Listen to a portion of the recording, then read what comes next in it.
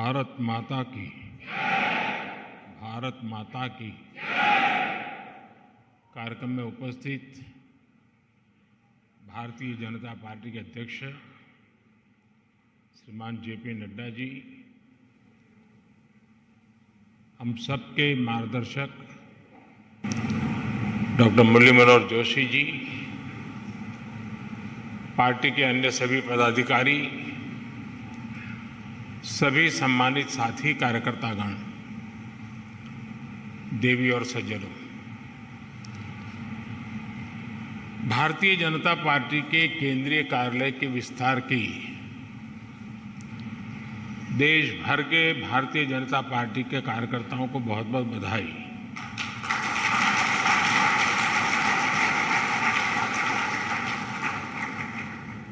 दो 2018 में जब मैं कार्यालय का लोकार्पण करने के लिए आया था तो कहा था कि इस कार्यालय की आत्मा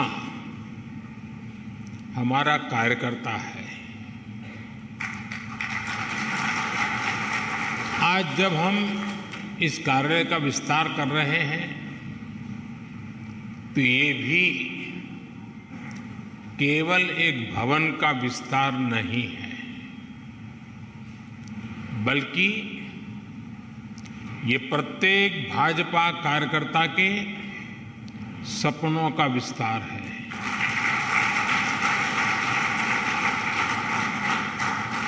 भाजपा के सेवा के संकल्प का विस्तार है। मैं पार्टी के उन कोटि कोटि कार्यकर्ताओं के चरणों में प्रणाम करता हूं।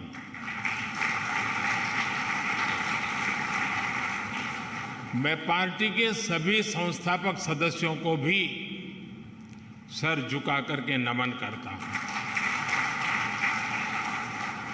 साथियों, आज से कुछ दिन बाद हमारी पार्टी अपना 44वां स्थापना दिवस मनाएगी।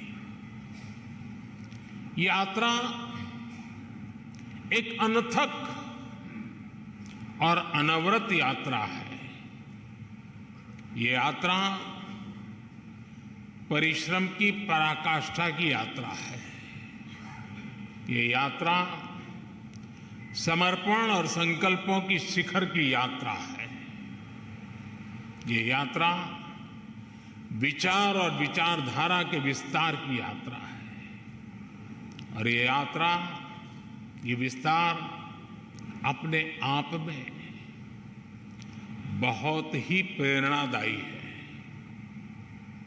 आपको याद होगा,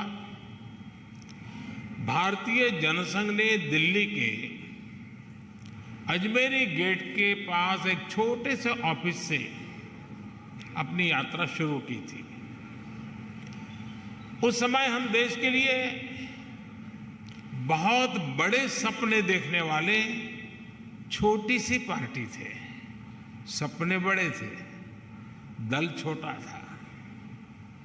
1980 में जब भाजपा का जन्म हुआ, तब कुछ समय के लिए 10 राजेंद्र प्रसाद मार्ग पार्टी का ऑफिस बन गया था और उसी जगह पे पहले अपने नानाजी देशमुख रहते थे। बहुत से कार्यकर्ताओं को 11 अशोका रोड पार्टी ऑफिस के रूप में याद होगा। इसके भी काफी समय बाद पार्टी ऑफिस दीनदयाल उपाध्याय मार्ग पर शिफ्ट हुआ। एक तरह से हमारी पार्टी की प्रगति का प्रतीक है। इस दौरान कितने ही उतार चढ़ाव आए। हम तो वो दल है जिसने इमरजेंसी के दौरान लोकतंत्र की रक्षा के लिए खुद अपने दल को ही देश हित में आहूत करने पर हमने हिम्मत के साथ कदम उठाया।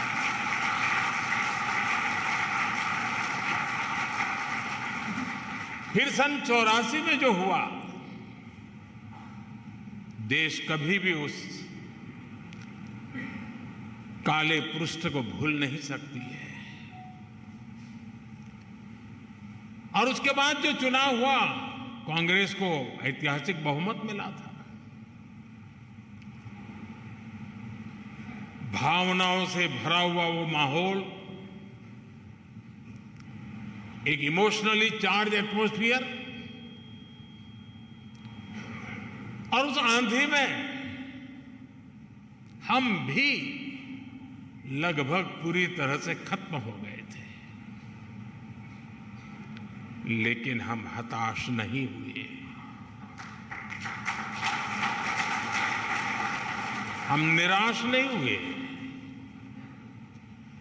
हमने किसी और में दोष ढूंढने की कोशिश नहीं की। आरोप प्रत्यारोप के चक्कर में हम नहीं पड़े। हम चले गए फिर एक बार जनता जनार्दन के बीच। हमने जमीन पे काम किया, हमने अपने संगठन को मजबूत किया, और तब जाकर आज हम यहां पहुंचे हैं।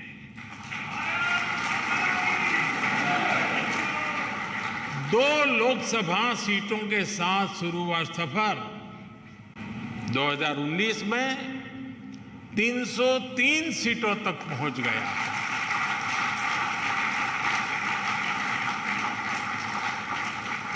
आज कई राज्यों में हमें 50% से ज्यादा वोट मिलते हैं। आज उत्तर से दक्षिण तक, पश्चिम से पूरब तक भाजपा एकमात्र पैन इंडिया पार्टी है।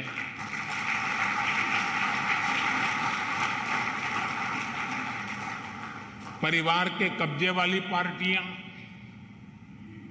फैमिली रन पार्टियों के बीच भाजपा ऐसा राजनीतिक दल है जो युवाओं को आगे आने के लिए बहुत अवसर देता है, खुला मैदान देता है।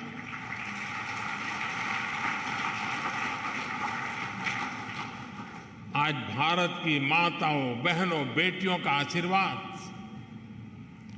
जिस पार्टी के साथ है, उस पार्टी का नाम है भारतीय जनता पार्टी।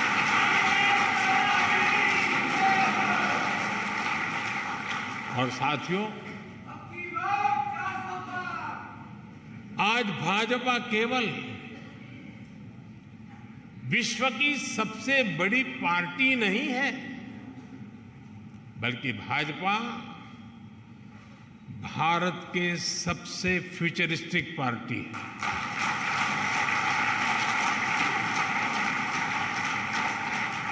हमारा एक ही लक्ष्य है,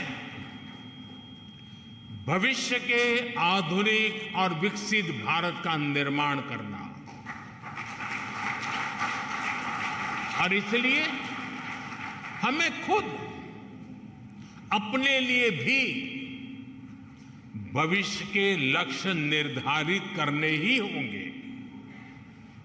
इसके लिए हमारे पास आधुनिक सोच भी होनी चाहिए, आधुनिक संसाधन भी होने चाहिए।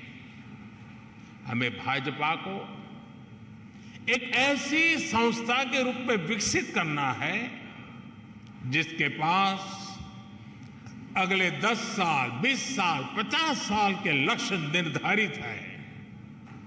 इसके लिए 3 बातें हर कर्तव्यनिष्ठ कार्यकर्ता, हर भाजपा सदस्य के स्वभाव में होना समय की मांग है, देश की जरूरत है।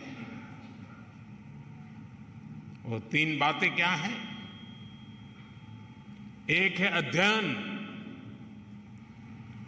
दूसरा है आधुनिकता, और तीसरा है विश्व भर से अच्छी बातों को आत्मसात करने की शक्ति।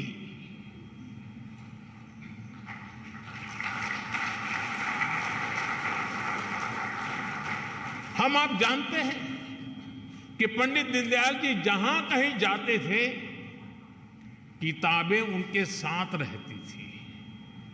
वो प्रवास में भी पढ़ते लिखते रहते थे। उनकी रचनाएं, उनके अध्ययन और बौद्धिक विस्तार की गवाह है।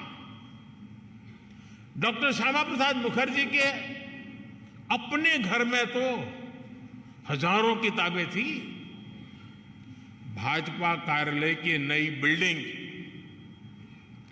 पार्टी की उस परंपरा का एक केंद्र बनेगी और बननी चाहिए।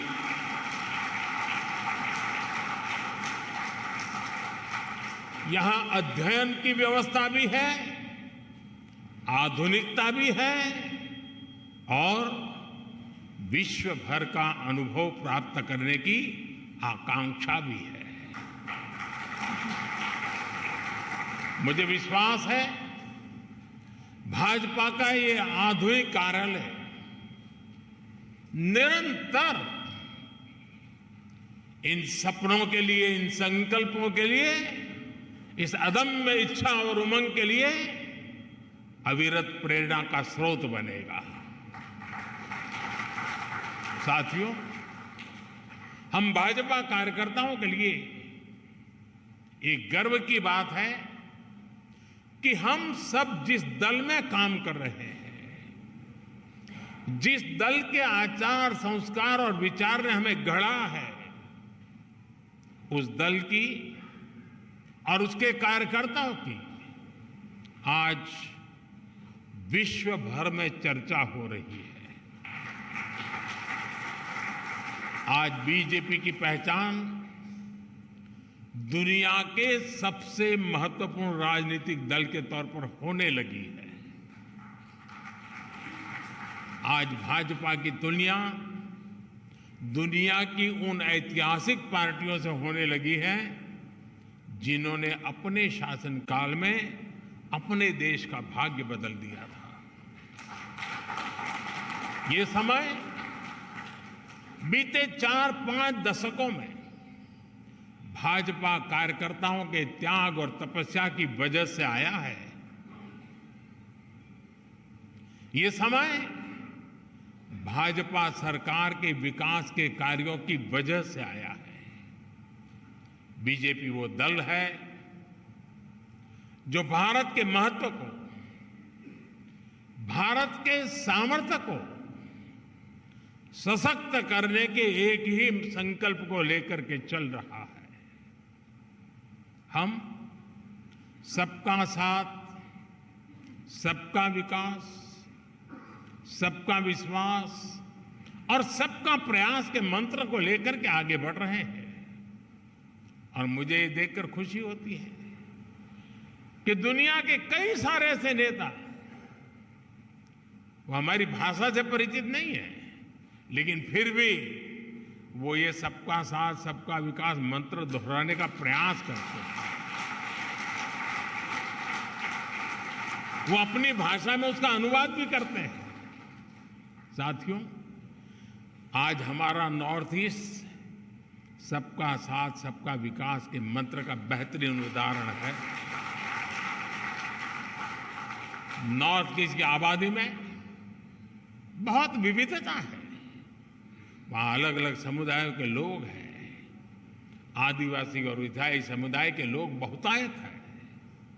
इस क्षेत्र के लोग भाजपा पर अभूतपूर्व विश्वास दिखा रहे हैं। आज नॉर्थ ईस्ट में भाजपा के 4 मुख्यमंत्री हैं। 2 अन्य राज्यों में हमारे गठबंधन की सरकारें हैं। इस सफलता का बड़ा श्रेय भाजपा के कार्यकर्ताओं को ही जाता है।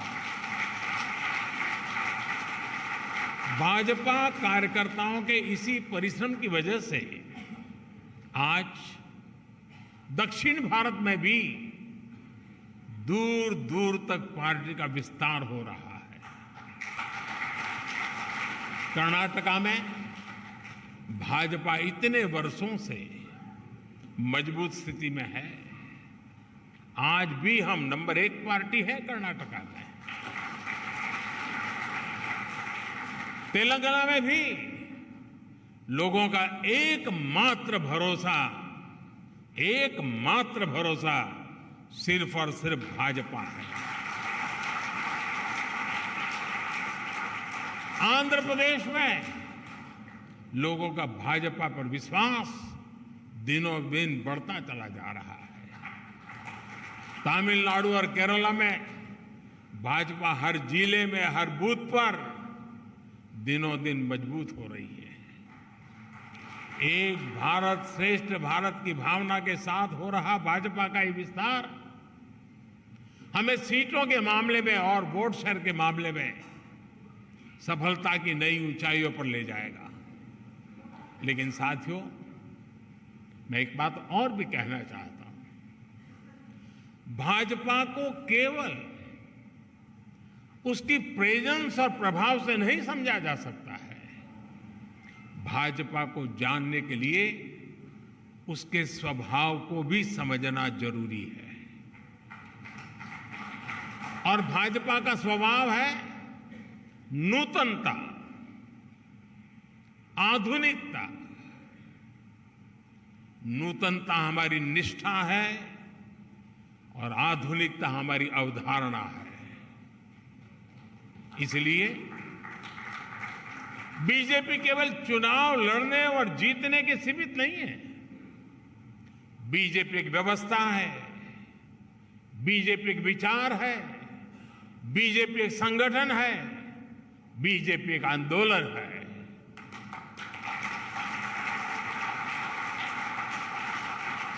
बीजेपी विकास की भी प्रेरणा शक्ति है और बीजेपी बदलाव की भी प्राण शक्ति है। बीजेपी ने सियासत की सोच को बदला है और समावेश के नए मानकों को जन्म दिया है।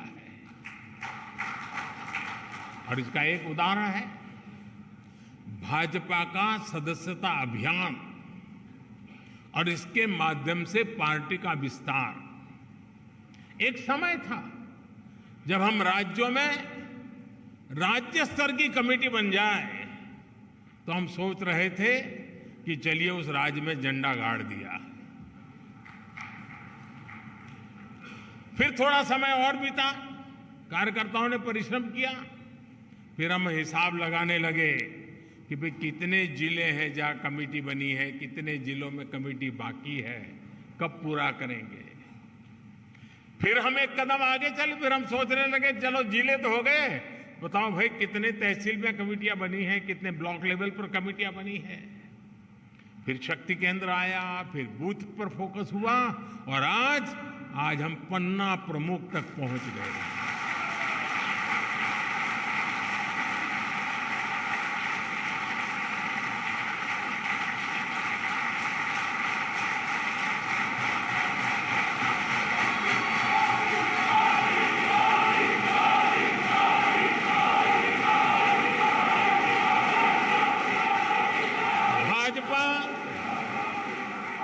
भाजपा पहली पार्टी है जिसने पार्टी की व्यवस्था में संवैधानिक रूप से महिलाओं के लिए पद की व्यवस्था की है। संविधान के तहत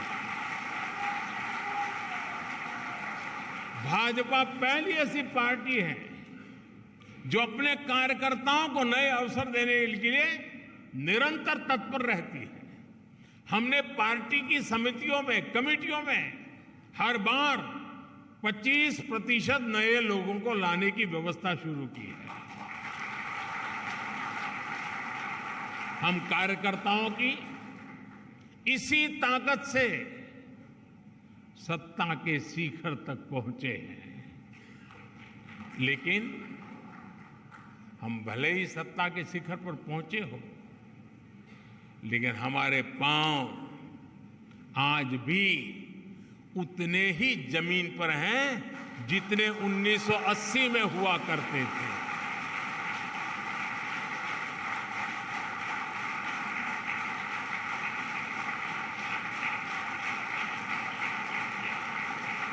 भाजपा में ऐसे कार्यकर्ताओं की बहुत बड़ी फौज है जो कष्ट उठाकर, परेशानी झेलकर, कर्तव्य भावना से लगातार देश सेवा में जुटे रहते हैं। हम जहां भी काम करते हैं सामूहिकता की भावना से काम करते हैं, टीम वर्क के साथ काम करते हैं। भाजपा वो पार्टी है जिसमें मुक्त चिंतन होता है, नए विचार सृजित होते हैं, नए विचारों का सम्मान होता है। चिंतन और अध्ययन करने वाले एक बहुत बड़ा वर्ग हमारे भाजपा परिवार का विशाल विस्तार है, हिस्सा है, वटवृक्ष की भांति है। भाजपा वो पार्टी है जिसमें समाज के अलग अलग वर्गों को प्रतिनिधित्व देने के लिए प्रभावी और क्रियाशील मोर्चे और कमेटियां हैं। भाजपा में हर मोर्चा अपनी सामाजिक भूमिका में सक्रिय भी होता है, प्रभावशाली भी होता है। साथियों, भाजपा की एक और विशेषता है कि हमारी पार्टी समाज के साथ जुड़कर के काम करती है। भाजपा में समाज की सेवा के माध्यम से कार्यकर्ताओं को गढ़ा जाता है। जैसे कि आपने देखा होगा, आजकल भाजपा सांसद अपने क्षेत्र में खेल प्रतियोगिताएं करा रहा है। इनके आयोजन में बड़ी जिम्मेदारी भाजपा के वहां के स्थानीय कार्यकर्ता ही निभा रहे हैं। इसमें देश के लाखों युवाओं को भाग लेने का मौका मिल रहा है। हजारों युवाओं को पदक मिल रहे हैं, उनके लिए आगे बढ़ने के रास्ते खुल रहे हैं और हमें भी क्षेत्र की सामर्थ्य का परिचय होता है। इसी तरह कहीं कोई प्राकृतिक आपदा हो, समाज के सामने कहीं कोई चुनौती आए या फिर रक्तदान जैसे समाज सेवा से जुड़ा अभियान हो, भाजपा के कार्यकर्ता सबसे पहले पहुंचते हैं और सबसे आखिरी तक मोर्चे पर डटे रहते हैं।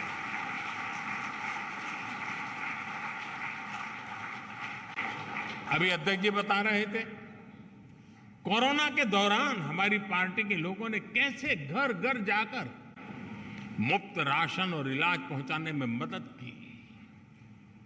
और तब तो पता नहीं था कि जाएंगे तो क्या लेके आएंगे। अगर बीमारी घर में लाए तो जिंदगी खतरे में पड़ जाती थी। फिर भी ये भाजपा का कार्यकर्ता है जो हर घर जाता था।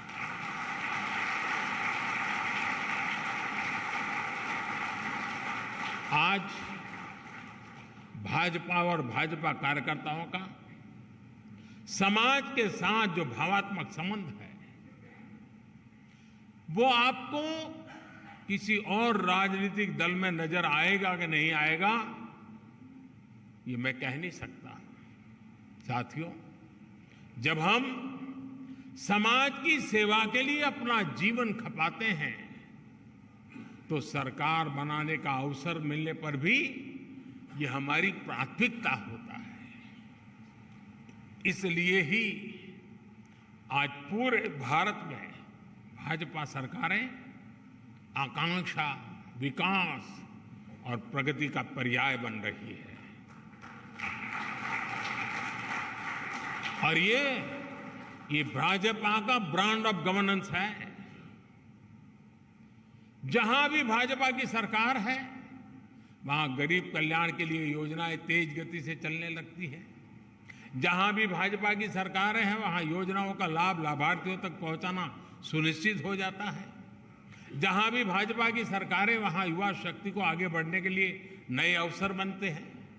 जहां भी भाजपा की सरकारें हैं वहां योजनाओं में महिला सशक्तिकरण को सर्वोच्च प्राथमिकता मिलने लगती है। जहां भी भाजपा की सरकारें हैं वहां कानून व्यवस्था सुदृढ़ हो जाती है। जहां भी भाजपा की सरकारें हैं वहां ease of doing business, ease of living के प्रयास बढ़ने लगते हैं। जहां भी भाजपा की सरकारें हैं वहां इंफ्रास्ट्रक्चर का तेजी से विकास होना शुरू हो जाता है। जहां भी भाजपा की सरकारें हैं वहां विकास और विरासत विकास और विरासत दोनों साथ साथ चलते हैं। साथियों, मैं समझता हूं अब समय आ गया है कि हमारी यूनिवर्सिटीज, एकेडमिशियंस और एक्सपर्ट्स भारत के पिछले 75 साल के अलग अलग गवर्नेंस मॉडल्स की कंपैरेटिव स्टडी करें, एनालिसिस करें, देश और दुनिया के सामने रखें। देश ने लंबे समय तक कांग्रेस का एक गवर्नेंस मॉडल देखा है। देश ने कम्युनिस्टों का भी कुछ राज्यों में गवर्नेंस का मॉडल देखा है। देश ने परिवारवादी, फैमिली रन पार्टियों के काम करने का तरीका भी देखा है। अलग अलग गठबंधनों की सरकारों का गवर्नेंस मॉडल भी देश ने देखा है। और देश आज पूर्ण बहुमत वाली भाजपा सरकारों का गवर्नेंस मॉडल भी देख रहा है। एक निश्चित पैरामीटर्स के साथ जब इसकी एनालिसिस होगी तो गवर्नेंस के मॉडल का महत्व समझ में आएगा। देश के सामान्य मानवी को भी पता चलेगा कि गवर्नेंस के किस मॉडल ने देश को क्या दिया, उसके परिणाम क्या निकले और उनके लिए क्या बेहतर रास्ता है। साथियों, आज भारतीय जनता पार्टी के प्रत्येक कार्यकर्ता को एक बात समझना बहुत आवश्यक है। देश इस समय जिस कालखंड से गुजर रहा है वो तेज विकास के लिए बहुत अहम है। ये अमृतकाल ये सिर्फ शब्द समूह नहीं है, ये धरती की सच्चाई है। 140 करोड़ देशवासियों की दिलों की धड़कन है।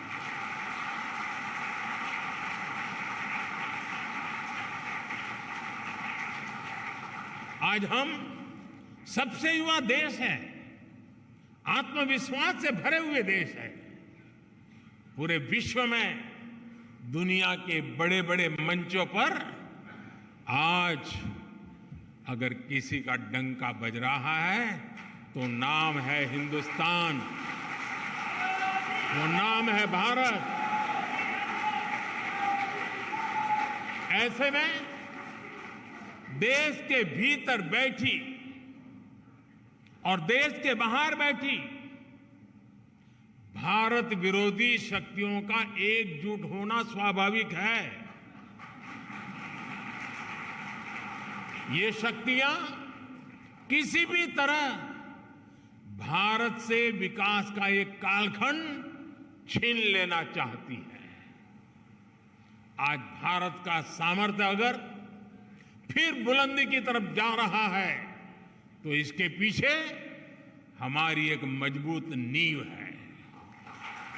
ये नींव हमारी संवैधानिक संस्थाओं की है, हमारे कॉन्स्टिट्यूशनल इंस्टीट्यूशंस की है। इसलिए आज भारत को रोकने के लिए हमारी इस नींव पर चोट की जा रही है, संवैधानिक संस्थाओं पर प्रहार किया जा रहा है, उन्हें बदनाम करने का अभियान छेड़ा जा रहा है।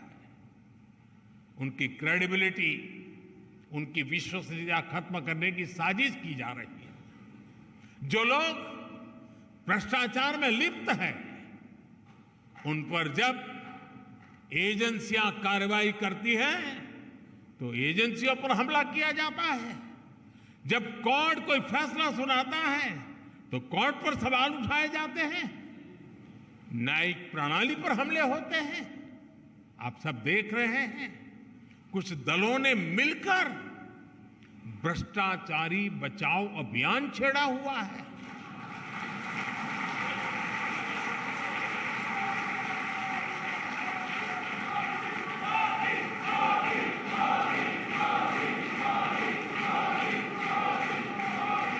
आज भ्रष्टाचार में लिप्त जितने भी चेहरे हैं वो सब एक साथ एक मंच पर आ रहे हैं। पूरा देश ये देख रहा है, देश समझ रहा है। साथियों, भ्रष्टाचार ने हमारे देश का बहुत नुकसान किया है। दिमक की तरह देश को खोखला किया है भ्रष्टाचार ने। देश की जनता देख रही है कि पहले की सरकारों ने किस तरह भ्रष्टाचार के खिलाफ कार्रवाई के नाम पर केवल खानापुरी की थी। लेकिन पिछले 9 साल में भाजपा सरकार ने भ्रष्टाचार के खिलाफ जो अभियान चलाया, उसने आज भ्रष्टाचार और भ्रष्टाचारियों दोनों की जड़ें हिला दी है।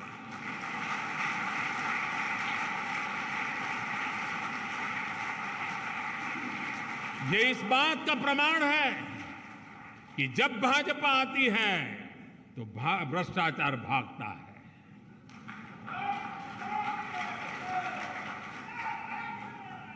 मैं आपको कुछ आंकड़े बताना चाहता हूं आज। Prevention of money laundering act यानी पीएमएलए के तहत कांग्रेस की सरकार में यानी साल 2004 से 2014 के बीच 5,000 करोड़ रुपए के आसपास की संपत्ति जब्त की गई थी। 5,000 करोड़। इसी एक्ट के तहत पिछले 9 वर्षों में भाजपा सरकार ने 1,10,000 करोड़ रुपए से ज्यादा की संपत्ति जब्त की है।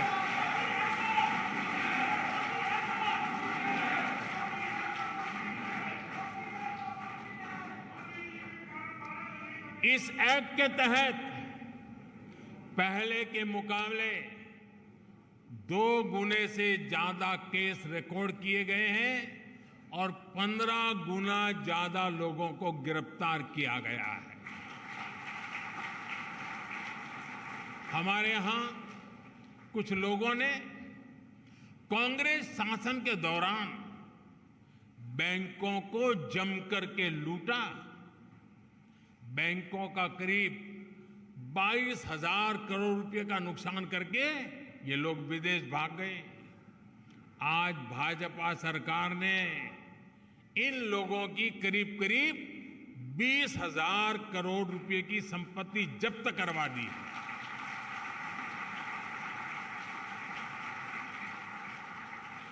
प्रिवेंशन ऑफ करप्शन एक्ट के तहत पिछले 9 वर्षों में सीबीआई ने लगभग 5,000 केस दर्ज किए हैं। बीजेपी सरकार में भ्रष्टाचार के आरोपों से घिरे हुए सैकड़ों बड़े अधिकारियों को संविधान दिखाया, सरकार के नियम दिखाए और उनको जबरन रिटायर किया गया है, घर भेज दिया गया है और उनके खिलाफ कार्रवाई की गई है। साथियों, आजादी के 7 दशकों में पहली बार भ्रष्टाचार पर इस तरह की चोट हो रही है। पूरे देश की जनता आज भ्रष्टाचारियों पर हो रही कार्रवाई से खुश है। आपकी यही जानकारी है ना?